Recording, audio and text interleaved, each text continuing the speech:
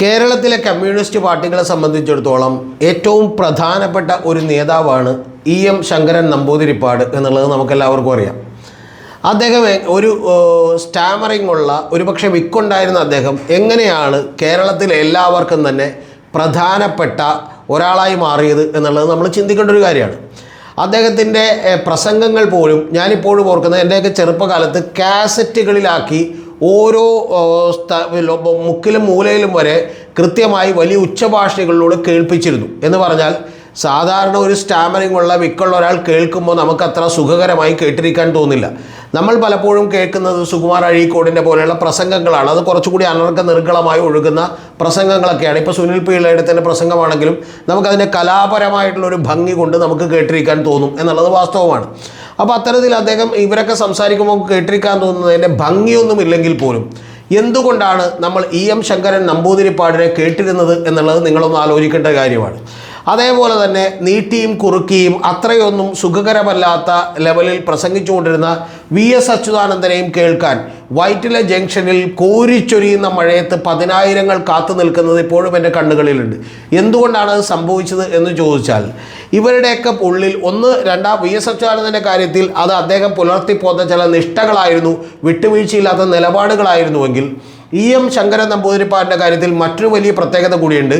Communist പാർട്ടിയുടെ അഥവാ CPMൻ്റെ ഏത് തീരുമാനത്തെയും വളരെ ഐഡിയോളജിക്കലി അല്ലെങ്കിൽ ഐഡിയോളജിക്കൽ ബേസോടുകൂടി അദ്ദേഹത്തിൻ്റെ ഒരു ആശയപരമായിട്ടുള്ള ഒരു അടിത്തറയോടുകൂടി അതിനെ ജനങ്ങൾക്കും അതുപോലെ രാഷ്ട്രീയ പാർട്ടിയിലെ സാധാരണ ബ്രാഞ്ച് മെമ്പർമാർക്കും വരെ കൃത്യമായി മനസ്സിലാകുന്ന രീതിയിൽ അദ്ദേഹം അതിനെ സംവദിക്കാൻ ഒരു നരേറ്റീവ് ബിൽഡ് ചെയ്യാൻ അദ്ദേഹത്തിന് കഴിഞ്ഞിരുന്നു. അങ്ങനെ കഴിയുമ്പോഴുള്ള ഗുണം എന്താ? ആ കഴിയുമ്പോഴുള്ള ഗുണമെന്ന് പറയുന്നത് സാധാരണക്കാരായിട്ടുള്ള രാഷ്ട്രീയ പാർട്ടിയുടെ പ്രവർത്തകർ, അതായത് CPMൻ്റെ പ്രവർത്തകർക്ക് പോലും ഏത് മുക്കിലും മൂലയിൽ നിന്നും കവലയിൽ നിന്നുമൊക്കെ തന്നെ വളരെ കൃത്യമായി ഇത് ആളുകളോട് പറഞ്ഞ് തർക്കിക്കാനും പിടിച്ചു നിൽക്കാനും ഒരുപക്ഷെ അവരെ കൺവിൻസ് ചെയ്യിക്കാനും ഒക്കെ കഴിഞ്ഞിരുന്നു.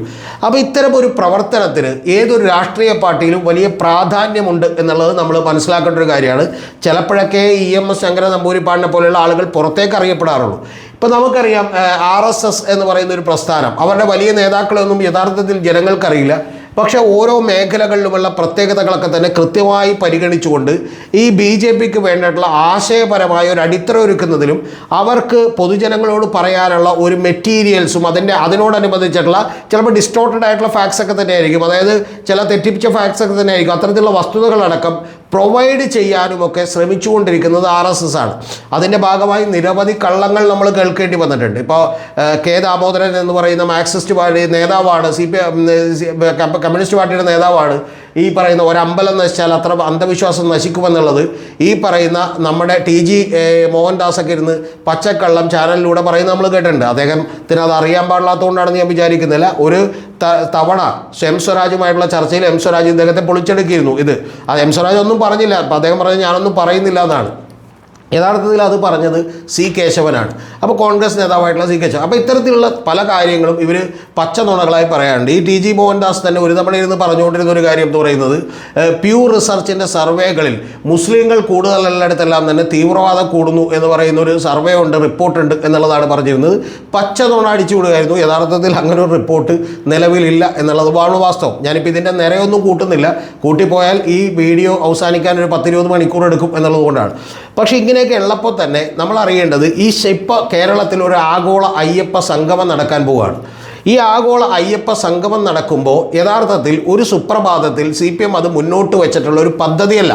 അവരത് വളരെ കൃത്യമായി മനസ്സിലാക്കി കൃത്യമായ റിസർച്ച് നടത്തിക്കൊണ്ട് വളരെ ഗംഭീരമായിട്ടുള്ളൊരു പദ്ധതി ഈ പറയുന്ന പോലെ പിണറായി 3.0 തുടരാൻ വേണ്ടി മുന്നോട്ട് വെച്ചിരിക്കുകയാണ്. ആ മുന്നോട്ട് വെച്ചതിൽ എനിക്ക് തെറ്റൊന്നും പറയാനില്ല. കാരണം ഇപ്പോഴത്തെ നമ്മുടെ രാഷ്ട്രീയ സാഹചര്യങ്ങളിൽ ഇടതുപക്ഷത്തിന് അല്ലെങ്കിൽ പിണറായിക്കൊക്കെ അത് മാത്രമേ ചെയ്യാൻ കഴിയൂ എന്ന് വിചാരിക്കുന്ന ഒരാളാണ് ഞാൻ.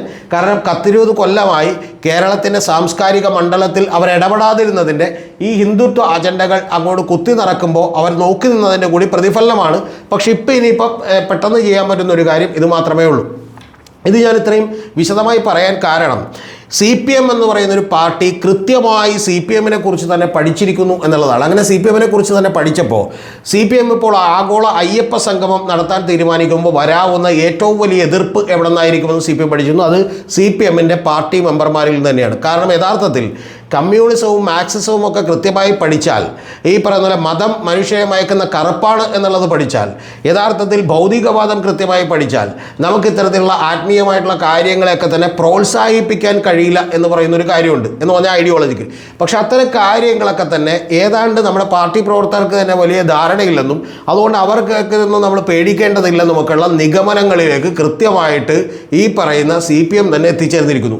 എന്നാൽ CPM തന്നെ മനസ്സിലാക്കിയ രണ്ടാമത്തെ കാര്യം എന്ന് പറയുന്നത്, സ്വന്തം പാർട്ടി മെമ്പർമാരും ആ പാർട്ടി മെമ്പർമാരുടെ ഭാര്യമാരും അവരുടെ ബന്ധുക്കളും സുഹൃത്തുക്കളുമായിട്ടുള്ള ആളുകളുടെ ഇടയിലോട്ട് പോലും ഇത്തരത്തിൽ മതപരമായിട്ടുള്ള ജാതീയമായിട്ടുള്ള ചില വിഭജനങ്ങൾ കടന്നുകൂടിയിട്ടുണ്ടെന്നും ഹിന്ദുത്വ ഐഡിയോളജികളുടെ ഈ പറയുന്ന പോലെ ചെറിയ എലമെൻറ്റുകൾ അവരുടെ മനസ്സിലേക്കും കയറിയിട്ടുണ്ടെന്നും അതുകൊണ്ടാണ് കഴിഞ്ഞ ലോക്സഭാ തെരഞ്ഞെടുപ്പിൽ ഞങ്ങൾക്ക് വലിയ തോതിൽ ഒരു 40% വരുന്ന ഈഴവ, ദളിത്, പിന്നോക്ക, നായർ വോട്ടുകളൊക്കെ തന്നെ നഷ്ടപ്പെട്ടതെന്നും ആ നഷ്ടപ്പെട്ടത് ഞങ്ങൾക്ക് തിരിച്ചു പിടിച്ചില്ലെങ്കിൽ ഒരിക്കലും ഞങ്ങൾക്ക് പിണറായി 3.0 വരാൻ കഴിയില്ല എന്നും അവർ മനസ്സിലാക്കി. അപ്പോൾ അങ്ങനെ മനസ്സിലാക്കിയതിൻ്റെ അടിസ്ഥാനത്തിൽ എന്താണ് ഇനി ചെയ്യാൻ കഴിയുക എന്നാലോചിച്ചപ്പോഴാണ് ആഗോള അയ്യപ്പ സംഘം, അതായത് അയ്യപ്പൻ, അത് 2018 നമുക്കറിയാലോ ശബരിമലയിൽ സ്ത്രീകൾ പ്രവേശിക്കാൻ വേണ്ടി ഒരു വിധി ഉണ്ടാകുന്നു. ആ വിധി ഉണ്ടായതിന് ശേഷം പോലും CPMനകത്ത് തന്നെ വലിയ കൺഫ്യൂഷൻ ഉണ്ടാകുന്നു. കാരണം മുൻ MLA ആയിട്ടുള്ള പത്മകുമാറാണെന്ന് ദേവസ്വം ബോർഡ്, ട്രാവൻകൂർ ദേവസ്വം ബോർഡ് ചെയർമാനായിട്ടിരുന്നത്. അദ്ദേഹം തന്നെ പറയുന്നു എൻ്റെ കുടുംബത്തിൽ നിന്ന് ആരും പോകില്ല എന്ന് പറയുന്നു. ഇതിനോട് ഏതാണ്ട് അനുബന്ധമായിട്ടുള്ള ഒരു അഭിപ്രായം അന്ന് കടകംപള്ളി സുരേന്ദ്രൻ കൂടി പറയുന്നു, സ്ത്രീകൾ പോകേണ്ടതില്ല എന്ന് പറയുന്നു. പക്ഷേ തൊട്ടടുത്ത ദിവസങ്ങളിൽ പിണറായി വിജയൻ വന്നിട്ട് നമ്മളോട് പറയുന്നു അങ്ങനെയല്ല, ഏതെങ്കിലും സ്ത്രീ സ്വാതന്ത്ര്യത്തിൻ്റെ പ്രശ്നമാണ്, ഭരണഘടന നൽകുന്ന തുല്യതയുടെ പ്രശ്നമാണ്, അതുകൊണ്ട് ഏതെങ്കിലും സ്ത്രീ പോകണമെന്ന് വിചാരിച്ചാൽ ഞങ്ങൾ സംരക്ഷണം കൊടുക്കുമെന്ന് പറയുന്നു.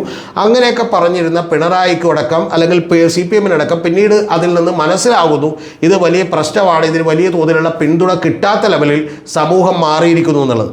CPM അത് ഏതാണ്ട് നേരത്തെ തന്നെ മനസ്സിലാക്കിയതാണ്. അങ്ങനെ മനസ്സിലാക്കിയതിൻ്റെ ഭാഗമായിട്ടാണ് ചില വിട്ടുവീഴ്ചകൾ നടത്തിക്കൊണ്ട് ലോക്കൽ കമ്മിറ്റി അംഗങ്ങൾ വരെയുള്ളവർക്ക് അമ്പല കമ്മിറ്റികളുടെ ഭാരവാഹികളാകാം എന്ന് പറഞ്ഞിട്ടുള്ളത്. ഇതുപോലെ 100 കണക്കിന് ഉദാഹരണങ്ങളുണ്ട്.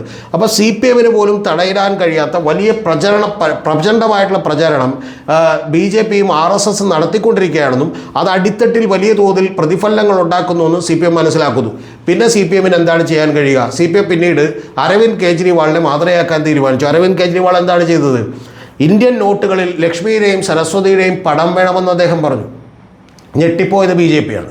കാരണം BJPക്ക് പോലും ചെയ്യാൻ പറ്റാത്തൊരു കാര്യമാണ്. BJPയേക്കാൾ വലിയ ഈ പറയുന്ന പോലെ ഹിന്ദുത്വ പൊളിറ്റിക്സാണ് അദ്ദേഹം എടുത്തത്. തൊട്ടടുത്ത് അദ്ദേഹം പറഞ്ഞത് അയോധ്യയിലേക്ക് ഞാൻ എന്ത് ചെയ്യും, നിങ്ങളെ തീർത്ഥയാത്ര കൊണ്ടുപോകും, ഫുൾ ഗവൺമെൻറ് ചെലവിൽ കൊണ്ടുപോകുമെന്നാണ് ഗുജറാത്തിലും ഡൽഹിയിലും ഒക്കെ അദ്ദേഹം പോയി പ്രസംഗിച്ചത്.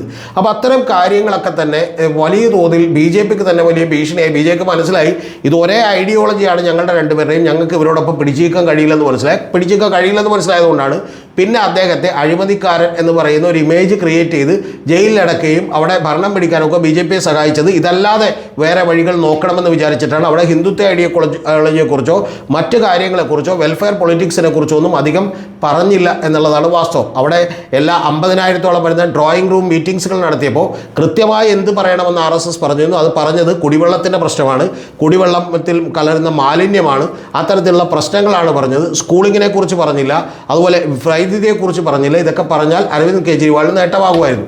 അപ്പോൾ ഇലക്ഷനിൽ പലപ്പോഴും ഇത്തരത്തിലുള്ള തന്ത്രങ്ങൾക്ക് വലിയ പ്രാധാന്യമുണ്ട്.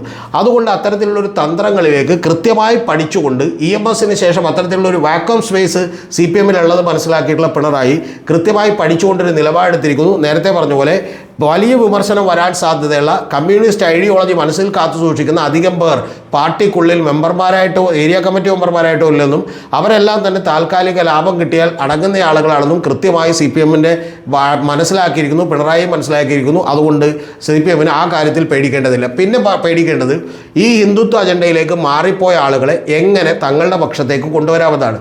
ആ തങ്ങളുടെ പക്ഷത്തേക്ക് കൊണ്ടുവരാൻ വേണ്ടി തീരുമാനിക്കുമ്പോഴാണ് ആഗോള അയ്യപ്പ സംഗമം എടുക്കുന്നത്. ആഗോള അയ്യപ്പ സംഗമത്തിൻ്റെ കാര്യത്തിൽ ഞാൻ പറഞ്ഞു UDFന് ഒരു വ്യക്തതയില്ല, ഇത് ബഹിഷ്കരിക്കോ ഇല്ലെന്നറിയില്ല, ഇത് തള്ളോ കൊള്ളോ ചെയ്യുമെന്ന് പറയാൻ VD സതീശന് കഴിയുന്നില്ല. മുസ്ലിം ലീഗ് ഇതിനെ അനുകൂലിക്കുകയാണ്. യഥാർത്ഥത്തിൽ ഹിന്ദുത്വ സംഘടനകൾ എന്ന് പറയുന്ന കുമ്മൻ രാജശേഖരൻ്റെയൊക്കെ ആളുകൾ ദയനീയമായ കരച്ചിലാണ് നമ്മൾ കേൾക്കുന്നത്. കാരണം നിങ്ങളിങ്ങനെ ഞങ്ങളെ പറ്റിക്കരുത്, ഞങ്ങളുടെ ആയുധമെടുത്ത് ഞങ്ങളെ വെട്ടരുത് എന്ന് പറഞ്ഞുകൊണ്ടിരിക്കുകയാണ്. അവർക്കിതിനെ എതിർക്കാൻ കഴിയില്ല. യഥാർത്ഥത്തിൽ ഒരു വലിയ ചോദ്യം പിണറായി മുന്നോട്ട് വച്ചിരിക്കുന്നു, ഇതുകൊണ്ട് എന്താണ് കുഴപ്പം? ആഗോള അയ്യപ്പ സംഗമം നടത്തുന്നതുകൊണ്ടും യഥാർത്ഥത്തിൽ ഇത്തരത്തിലൊരു ഞങ്ങളൊരു വികസന പദ്ധതികളുമായി പോകുന്നതുകൊണ്ട് എന്താണ് കുഴപ്പം എന്നാണ് ചോദിക്കുന്നത്.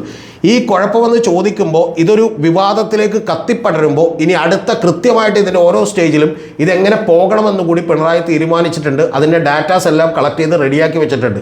അതെന്താണെന്ന് വെച്ചാൽ കഴിഞ്ഞ തവണ നിങ്ങൾ അറിയേണ്ടത് ഏതാണ്ട് ഈ പറഞ്ഞ പോലെ 1000-ലധികം കോടി രൂപയുടെ ഒരു വലിയ പ്രൊജക്റ്റ് ഇതുമായി ബന്ധപ്പെട്ട് നിങ്ങൾ അറിയേണ്ടത് നമ്മുടെ കോളേജ് ഓഫ് എഞ്ചിനീയറിംഗ് ട്രിവാൻഡ്രം എന്ന് പറയുന്ന ആ എഞ്ചിനീയറിംഗ് കോളേജ് പദ്ധതികൾ തയ്യാറാക്കുകയും 1033 കോടി രൂപയുടെ പ്രൊജക്റ്റ് തയ്യാറാക്കുകയും അതിൽ ഏതൊക്കെ ഘട്ടങ്ങളിൽ ഏതൊക്കെ പണം ചെലവഴിച്ചുകൊണ്ട് എങ്ങനെ വികസന പ്രവർത്തനങ്ങൾ നടത്താമെന്ന് പറയുന്ന വലിയൊരു മാസ്റ്റർ പ്ലാൻ കൂടി ഈ പദ്ധതിയുടെ ഭാഗമായി അവതരിപ്പിക്കപ്പെടുകയും അപ്പോൾ അവതരിപ്പിക്കപ്പെടുമ്പോൾ സ്വാഭാവികമായിട്ടും നിങ്ങൾ ഇതിൽ നിന്ന് മാറി നിന്നത് മോശമല്ലേ, എന്ത് പണിയാണ് ഈ കാണിച്ചതെന്ന് BJP-ക്കാരോട് അവരുടെ അണികളും കോൺഗ്രസ്സുകാരോട് അവരുടെ അണികളും ഒക്കെ ചോദിക്കുന്ന അവസ്ഥയിലേക്ക് ഈ കാര്യങ്ങൾ എത്തിച്ചേരും എന്ന് പറയുന്ന കൃത്യമായിട്ടുള്ള ഒരു പ്രൊജക്റ്റ് പ്ലാനിൻ്റെ ഭാഗമായിട്ടാണ് ഇലക്ഷൻ പ്രൊപ്പഗാൻഡയുടെ കാര്യമായിട്ട് ഇതെടുത്തേക്കുന്നത്.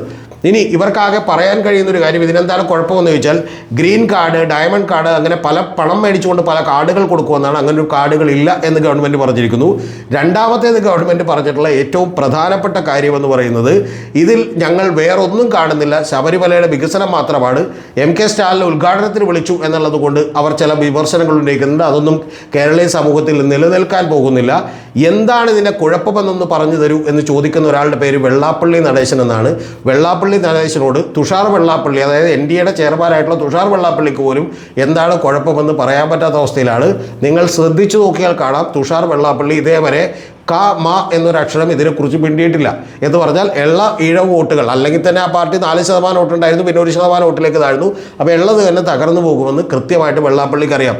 മറ്റ് നിരവധി നേതാക്കന്മാരും ഇതിനെതിരെ പ്രതിഷേധിക്കാൻ വന്നിട്ടില്ല എന്നുള്ളത് കൂടി നിങ്ങൾ കാണണം. എന്ന് പറഞ്ഞാൽ വി മുരളീധരൻ ഒരു ഈഴവ നേതാവാണ്, കെ സുരേന്ദ്രൻ അതുപോലെയുള്ള നേതാവാണ്.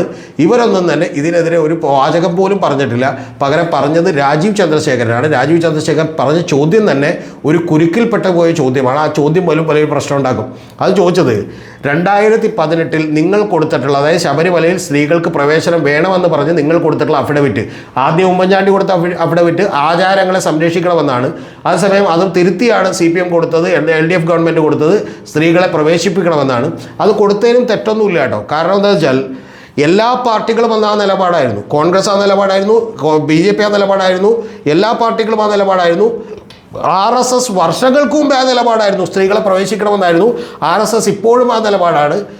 ബയ്യാജി എന്ന് പറയുന്ന ഈ പറയുന്ന പോലെ RSSൻ്റെ 2009 മുതൽ 2021 വരെ ജനറൽ സെക്രട്ടറി ആയിരുന്ന സുരേഷ് ബയ്യാജി ജോഷി എന്ന് പറയുന്ന ഒരാൾ ശബരിമലയിൽ സ്ത്രീ പ്രവേശനം വേണമെന്ന് വളരെ ശക്തമായി വാദിക്കുകയും അതിനുവേണ്ടി കേസ് കൊടുത്തിട്ടുള്ള ഒരു സ്ത്രീ തന്നെ അത് യഥാർത്ഥത്തിൽ ഈ പറയുന്ന BJPയുടെ IT സെല്ലിൻ്റെ ഭാരവാഹിയായി പ്രവർത്തിച്ചുകൊണ്ടിരുന്ന ഒരാൾ കൂടിയാണ്. അപ്പോൾ ഇത്തരത്തിലുള്ള ആളുകൾ ഈ പറയുന്ന പ്രേരണ കുമാരി എന്ന് പറയുന്ന ഒരു പുള്ളിക്കാരി, അപ്പോൾ ആ പ്രേരണ കുമാരി എന്ന് പറയുന്ന അവർ ചൗക്കിദാർ പ്രേരണകുമാരി എന്നാണ് അറിയപ്പെടുന്നത്. അപ്പോൾ ഇത്തരത്തിലുള്ള ആളുകളൊക്കെ തന്നെ BJPയുടെ ആളുകളാണ് കേസ് പോലും കൊടുത്തത് സ്ത്രീകളെ കയറ്റണമെന്ന് പറഞ്ഞ്. ഇപ്പോഴും RSSൻ്റെ നിലപാട് തന്നെയാണ്. കാരണം അവിടെ കയറ്റണമെന്നാണ്, പക്ഷെ അവർ ഉറക്കം പറയുന്നില്ല എന്ന് മാത്രം. കാരണം BJP ബുദ്ധിമുട്ടിക്കണമെന്ന് വെച്ച്. അപ്പോൾ അതുകൊണ്ട് ഇത്തരത്തിലുള്ള നിലപാടുകൾ മാറ്റങ്ങളിലേക്ക് CPM കടന്നിരിക്കുന്നു. CPM ഈ ചോദ്യം ചോദിച്ചത് മാത്രമേ രാജീവ് ചന്ദ്രശേഖരൻ ഓർമ്മയുള്ളൂ. തൊട്ടടുത്ത ദിവസം തന്നെ കൃത്യമായി പറഞ്ഞാൽ പ്രശാന്ത് എന്ന് പറയുന്ന കോൺഗ്രസിൽ നിന്ന് മാറി CPMലേക്ക് വന്ന, അങ്ങനെ ട്രാവൻകൂർ ദേവസ്വം ബോർഡിൻ്റെ ചെയർമാനായി മാറിയിട്ടുള്ള പ്രശാന്ത് തന്നെ പറയുന്നത്, ഞങ്ങൾ അങ്ങനെ ഒരു അഫിഡവിറ്റ് കൊടുക്കുന്ന സാഹചര്യം ഇനി ഉണ്ടായാൽ ഞങ്ങളത് ആലോചിച്ച് തീരുമാനിക്കും, അത്തരത്തിൽ നിയമോപദേശം തേടുകയാണെന്നാണ്. യഥാർത്ഥത്തിൽ ഇതെല്ലാം കൊണ്ട് തന്നെ വലിയ കെണിയിലായി പോയിട്ടുള്ളത് BJP ആണ്, അതുപോലെ തന്നെ കോൺഗ്രസുമാണ് എന്ന് പറയാതെ വയ്യ. ഇപ്പോൾ സംഭവിച്ചുകൊണ്ടിരിക്കുന്ന അടുത്ത ഡേഞ്ചർ, ഏറ്റവും കൂടുതൽ ഇത് ബാധിക്കാൻ പോകുന്നത് കോൺഗ്രസിനെ കൂടിയായിരിക്കും. കാരണം കോൺഗ്രസിനൊരു സ്റ്റാൻഡില്ല. BJPയും അതുപോലെ തന്നെ ചില RV ബാബുവിൻ്റെയൊക്കെ സംഘടനകൾ, ഹിന്ദു ഐക്യവേദി പോലുള്ള സംഘടനകൾ, ശശീല ടീച്ചറുടെയൊക്കെ സംഘടനകൾ എടുത്തേക്കുന്ന പരിപാടി എന്ന് വെച്ചാൽ അവരിപ്പോൾ പത്തനംതിട്ടയിൽ മറ്റൊരു ഈ പറയുന്ന പോലെ അയ്യപ്പ സമ്മേളനം നടത്താൻ പോവുകയാണ്. ഗ്ലോബൽ അയ്യപ്പ മീറ്റ് നടത്താൻ പോവുകയാണ്. ഇപ്പുറത്ത് ഗവൺമെൻറ് നടത്താൻ പോവുകയാണ്. ഇതിൻ്റെ ഗുണം എന്താണെന്ന് വെച്ചാൽ യഥാർത്ഥത്തിൽ പിണറായി വിജയൻ ഇപ്പം തന്നെ ജയിച്ചിരിക്കുന്നു എന്നുള്ളതാണ്. അതിൻ്റെ കാരണം ഭരണവിരുദ്ധ വികാരത്തിൻ്റെ വേലിയേറ്റമുണ്ടായിരുന്ന കേരളത്തിൽ മറ്റു പല കസ്റ്റഡി ഭരണങ്ങളും മറ്റു പല പ്രശ്നങ്ങളും തൊഴിലില്ലായ്മയും അതുപോലെ തന്നെ വിലക്കയറ്റവും ഒക്കെ നിലനിൽക്കുന്ന കേരളത്തിൽ യഥാർത്ഥത്തിൽ ഇത്തരത്തിലുള്ള ജീവൻ പ്രശ്നങ്ങളൊക്കെ തന്നെ ഒഴിവാക്കപ്പെടുകയും ആഗോള അയ്യപ്പ സംഗമം വലിയ ചർച്ചയാവുകയും ചെയ്തിരിക്കുന്നു എന്നുള്ളത് നിങ്ങൾ കാണണം. കൂടാതെ ഇത്തവണത്തെ മറ്റൊരു പ്രത്യേകത കൂടി നിങ്ങൾ കാണണം. സിവിൽ സപ്ലൈസ് വഴി 370 കോടി രൂപയുടെ കച്ചവടം നടന്നിരിക്കുന്നു. ആളുകൾ എല്ലാവരും ഹാപ്പിയാണ് എന്ന് പറയുന്ന കൃത്യമായിട്ടുള്ളൊരു പ്രചരണം CPM കൊടുത്തിരിക്കുന്നു. അതോടൊപ്പം തന്നെ യഥാർത്ഥത്തിൽ ഒരു 4 മാസം ഇത് അങ്ങോട്ട് കഴിയുമ്പോൾ രാഹുൽ മാങ്കൂട്ടത്തിലുള്ള പ്രശ്നം വന്നു, ഇപ്പോൾ ആഗോള അയ്യപ്പ സംഗമം വന്നു, സിവിൽ സപ്ലൈസിൽ വലിയ നേട്ടങ്ങളുണ്ടാക്കി. ഇനി ഏറ്റവും അവസാനത്തെ ഇലക്ഷനിലേക്ക് എടുക്കുമ്പോൾ ഒരു 3-4 മാസങ്ങൾ എത്തുമ്പോൾ സാമൂഹ്യക്ഷേമ പെൻഷനുകളിൽ വലിയ വർധനവുണ്ടാവും. ഇനി അതുകൊണ്ടും മതിയായില്ലെങ്കിൽ ലഡ്കി ബഹൻ യോജന പോലെയുള്ള ഓരോ സ്ത്രീകൾക്കും വീട്ടിലിരിക്കുന്നവർക്ക് 3000 രൂപ കൊടുക്കുന്ന, 5 സ്ത്രീകളുണ്ടെങ്കിൽ 15000 രൂപ കൊടുക്കുന്ന ചില വലിയ പദ്ധതികൾ വരെ പ്രഖ്യാപിക്കപ്പെട്ടേക്കാം. യഥാർത്ഥത്തിൽ ഈ പറയുന്ന തന്ത്രങ്ങളുടെ കാര്യത്തിൽ അത് CPM എടുക്കുന്നതുകൊണ്ട് ഒരു കുഴപ്പമില്ല. ഞാൻ പോസിറ്റീവായി പറഞ്ഞതാണ്. കാരണം ഇതേപോലെ മതത്തെയും അതുപോലെ മറ്റു പല കാര്യങ്ങളെയും ഉപയോഗപ്പെടുത്തിക്കൊണ്ട് തന്നെയാണ് BJPയും കോൺഗ്രസും ഒക്കെ തന്നെ തന്ത്രങ്ങൾ ഒരുക്കിയത്. BJPയും കോൺഗ്രസും ഒക്കെ തന്നെ ഇവിടെ സ്ത്രീകളെ കയറ്റണമെന്നായിരുന്നു. ഇന്നലെ പോലും വാർത്താ മാധ്യമങ്ങൾ ഒരാൾ പോലും ചോദിക്കാൻ ചോദ്യം VD സതീശനോട് സ്ത്രീകളെ ശബരിമലയിൽ കയറ്റണമെന്നാണോ അല്ലയോ വേണ്ടെന്നാണോ നിങ്ങളുടെ നിലപാടെന്ന് ചോദിച്ചില്ല. BJPയുടെ രാജീവ് ചന്ദ്രശേഖരനോട് പോലും ചോദിച്ചില്ല. ആ ചോദ്യങ്ങളിൽ നിന്ന് അവർ പെട്ടെന്ന് മാറിയെങ്കിൽ യഥാർത്ഥത്തിൽ ഈ പറയുന്ന പുരോഗമനപരമായ നവോത്ഥാനമൊന്നും നടപ്പാക്കാനെങ്കിലും ശ്രമിച്ചൊരു പാർട്ടിയാണ് CPM. പക്ഷേ അതിനനുസൃതമായിട്ടുള്ള ഒരു കാലാവസ്ഥ അല്ല നിലനിൽക്കുന്നതെന്ന് മനസ്സിലാക്കി അവർക്കും ഇവിടെ നിലനിന്നേ പറ്റൂ, ഒരു സർവൈവ് ചെയ്തേ പറ്റൂ, അവർക്കും തെരഞ്ഞെടുപ്പുകൾ ജയിച്ചേ പറ്റൂ എന്നുള്ളത് കൊണ്ട് കൃത്യമായി ഒരു ആയുധമായി അവർ കൂടി ഇതൊരു ഉപയോഗപ്പെടുത്തുന്നു എന്നുള്ളതാണ്. അതുകൊണ്ടാണ് ഞാൻ പറഞ്ഞത് ഇത് പോസിറ്റീവായി പ്രയോജനപ്പെടുത്തുകയാണെന്നുള്ളത്. യഥാർത്ഥത്തിൽ ഇപ്പോൾ തന്നെ ഏതാണ്ട് ഒരു 50% നേട്ടം പിണറായി വിജയൻ സർക്കാർ നേടിയിരിക്കുന്നു. 3.0 വന്നാൽ അത്ഭുതപ്പെടാനില്ല.